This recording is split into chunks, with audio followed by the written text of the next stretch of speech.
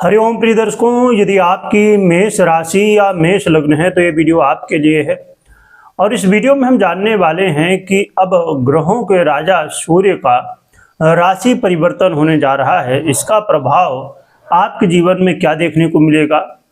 और ये राशि परिवर्तन बहुत ही श्रेष्ठ है और इससे जीवन में बहुत गहराई के साथ प्रभाव देखने को मिलेगा। जीवन में कई क्षेत्रों में बदलाव आएंगे, क्योंकि सूर्य का परिवर्तन अभी जो होने जा रहा है ये 15 जून 2026 को होगा मिथुन राशि पर, और 16 जुलाई तक ये रहेंगे मिथुन राशि पर। फिर 16 जुलाई को सूर्य का परिवर्तन कर्क राशि पर हो जाएगा। देखा जाए तो लगभग 1 महीने का गोचर काल है, और इस गोचर काल में बुध की राशि मिथुन पर रहेंगे।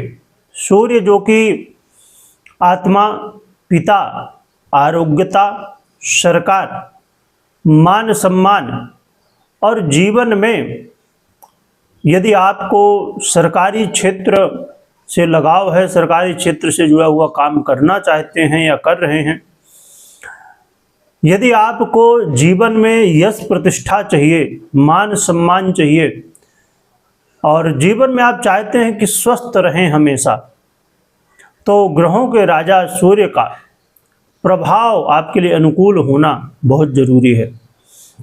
और इस समय जब ये मिथुन राशि पर जाएंगे तो ये बहुत ही श्रेष्ठ स्थिति है और इसका बहुत ही पॉजिटिव प्रभाव देखने को मिलने वाला है। क्या प्रभाव मिलेगा, आइए जानते हैं।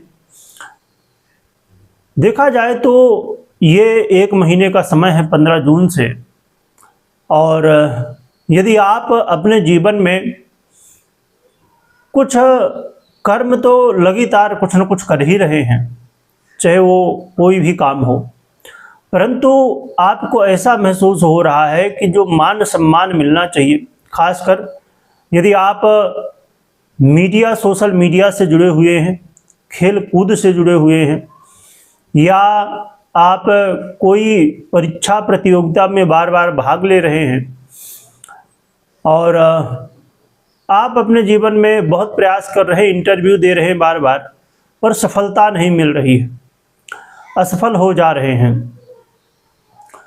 और अपने जीवन में आपको ऐसा महसूस होता है कि मेहनत करने के बाद भी सफलता प्राप्त नहीं होती है, तो ये समय आपके जीवन में सफलता का होगा। आप मीडिया, सोशल मीडिया से यदि जुड़े हुए हैं और काम कर रहे हैं तो यहाँ पर आपको सफलता तो मिलेगी ही मिलेगी, आपको मान सम्मान भी मिलेगा, आपका नाम भी होगा। और ये समय होगा आपके जीवन में आलस्य से दूर होके एनर्जी की वृद्धि और पूरे जोश के साथ अपने कामों को करने की इच्छा, जिससे आप अपने जीवन में देखेंगे कि अब आप लगातार मेहनत खूब कर रहे हैं, क्योंकि आलस सब दूर होगा और मेहनत आप करेंगे। परिणाम स्वरूप यहाँ पर आपको समय का भी साथ मिलेगा, भाग्य का भी साथ मिलेगा, जिससे आपके जीवन में अब सफलताएं शीघ्रता के साथ मिलेंगी।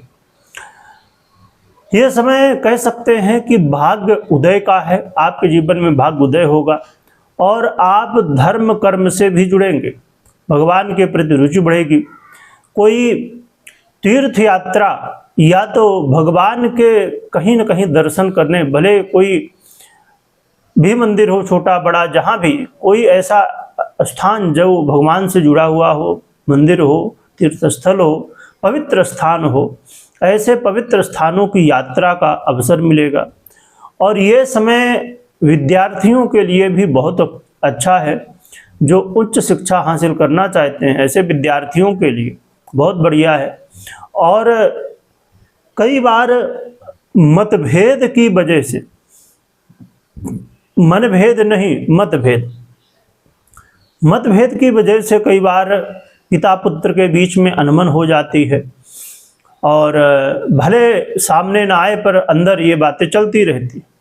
तो इस समय ये जो अनबन है आपकी पिता के बीच में, तो ये अनबन अब दूर होगी, पिता का आशीर्वाद मिलेगा और पिता के जीवन में भी अब सुख बढ़ेगा, आरोग्यता प्राप्त होगी जीवन में। अब कहना चाहिए कि एक अच्छी स्थिति बनने जा रही है। और कोई क्रिएटिविटी से जुड़ा हुआ काम भी करते हैं तो आपके लिए बहुत अच्छा है। और जैसे मैंने कहा कि यदि आप विद्यार्थी हैं, स्टूडेंट हैं, तो इसमें आप मेहनत खूब करेंगे, पढ़ाई में आपका मन भी लगेगा और जिससे सफलता भी प्राप्त करेंगे। और सफलता प्राप्त करके जीवन में, अब देखिए, हर विद्यार्थी चाहता है कि हम मेहनत कर रहे हैं तो सफलता तो मिले ही, लोग भी जाने कि आप मेहनत कर रहे हैं। तो अब इस समय आपको मान सम्मान भी अपने पढ़ाई के क्षेत्र में, स्कूल कॉलेज जहाँ पर भी आप हैं, तो वहाँ पर प्राप्त होने जा रहा है, आपका वर्चस्व भी बढ़ेगा। तो बहुत ही अच्छा समय ये कहा जाएगा आपके लिए। हाँ, यहाँ एक बात का जरूर ध्यान रखना होगा, जल्दबाजी किसी काम में नहीं करना है। हर एक काम को सोच विचार के ही और धैर्य के साथ ही करना है। बाकी इस परिवर्तन का जो प्रभाव है वो आपके लिए काफ़ी अनुकूल है और भगवान भोर भास्कर की कृपा प्राप्त हो रही है आपको, जिससे आपका कल्याण होगा। आगे हम उपाय जानेंगे, पर उससे पहले मैं बता दूं कि कभी भी कोई भी निर्णय आपको लेना हो तो आपको अपनी पर्सनल कुंडली विश्लेषण के बाद ही निर्णय लेना चाहिए, क्योंकि 50 से 70%, 80% जो प्रभाव है वो पर्सनल कुंडली का होता है और बाकी गोचर का। इसलिए पर्सनल कुंडली को देखना, समझना और उसके बाद ही निर्णय लेना उचित होता है। उपाय क्या करना चाहिए? तो उपाय बहुत ही सरल है, भगवान भोर भास्कर की आराधना करिए, अर्घ दीजिए। भगवान सूर्य की कृपा प्राप्त करने के लिए कोई ऐसा नहीं है कि देखिए, भगवान भोर भास्कर एक ऐसे देवता हैं, ग्रह हैं जो प्रत्यक्ष रूप से हमें दिखाई देते हैं। चंद्रमा भी है, ऐसे ही हैं क्योंकि हमें दिखाई देते हैं। तो इनकी आराधना आप कर सकते हैं और आप कोशिश करें, यदि आपके लिए संभव हो, आप सूर्य नमस्कार भी कर सकते हैं। और अपने मन को स्थिर करने के लिए कहीं जल्दबाजी ना हो, कोई जल्दबाजी में निर्णय ना हो, धैर्य आपके अंदर आए, इसके लिए आप ध्यान कर सकते हैं हर दिन।